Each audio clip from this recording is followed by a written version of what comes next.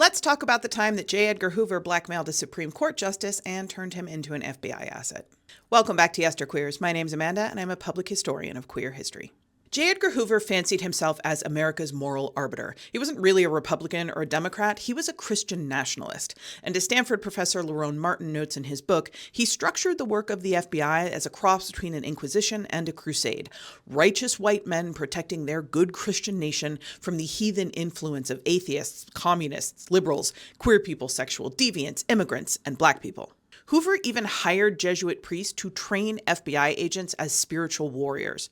As Martin notes in his book, Hoover saw his politics as nothing more than an extension of his faith, and because he thought America was a Christian nation, the FBI was charged with defending and perpetuating that ideal. So you should not be at all surprised to learn that when Hoover took over the Bureau of Investigation in 1924, he established a policy that special agents were to forward any information about obscene and indecent activities of any kind to him personally. What started out as a secret file of pornographic material eventually expanded into hundreds of secret monitoring programs that contained files on thousands of Americans, both public figures and private citizens. Abe Fortas was an associate justice on the Warren Court. He was a longtime friend of and advisor to President Lyndon B. Johnson, and he very reluctantly accepted the nomination to fill the seat vacated when Arthur Goldberg retired. Fortas didn't want to take the pay cut, honestly. He was earning about $2 million a year in today's dollars as an attorney in private practice, and as a Supreme Court justice, he would earn less than 25% of that.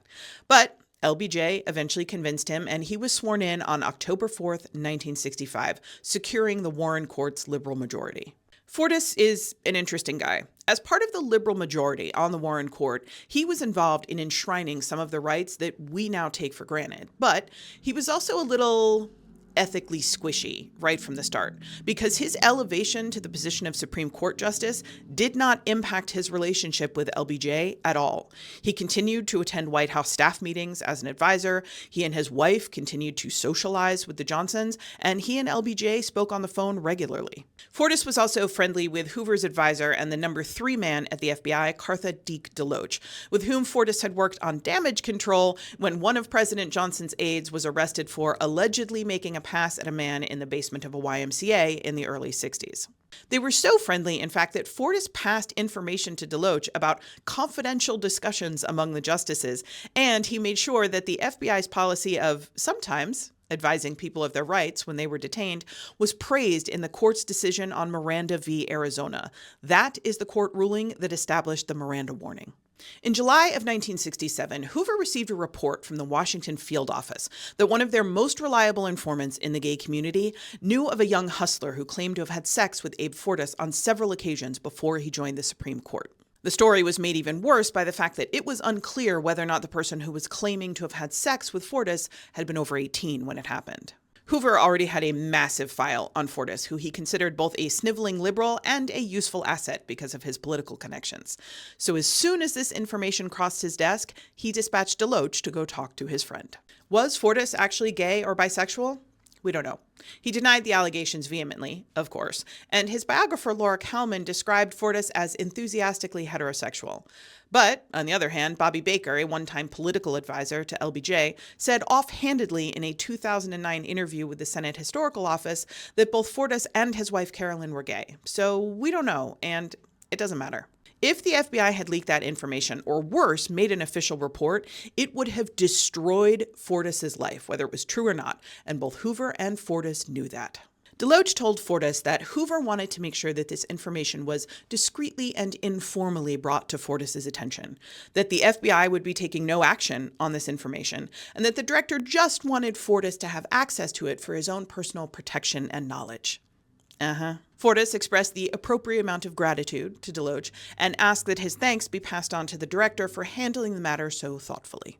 Over the next couple of years, Fortas dissented repeatedly in favor of the FBI and court opinions, often putting him at odds with the other liberal justices on the bench. He was also instrumental in helping to protect Hoover and his rampant wiretapping program in a very complicated case that I cannot summarize in this video. When Chief Justice Earl Warren announced his resignation, Fortas was LBJ's pick to fill his seat.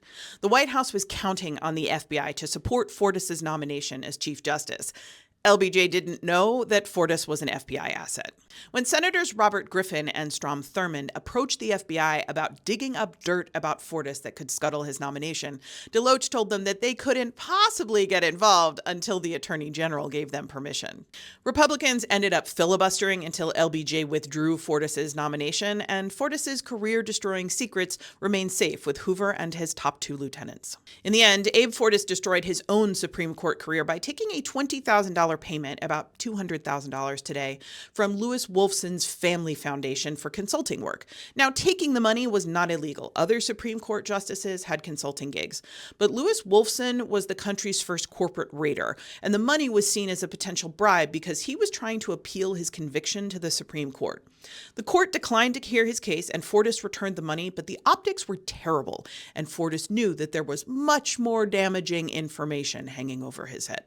So Abe Fortas resigned from the Supreme Court in May of 1969 and went back to private practice. Nixon was thrilled that he'd be able to replace Fortas with a conservative justice, but that did not exactly work out. Fortas's successor was lifelong Republican Harry Blackmun, who turned out to be one of the most liberal justices in Supreme Court history.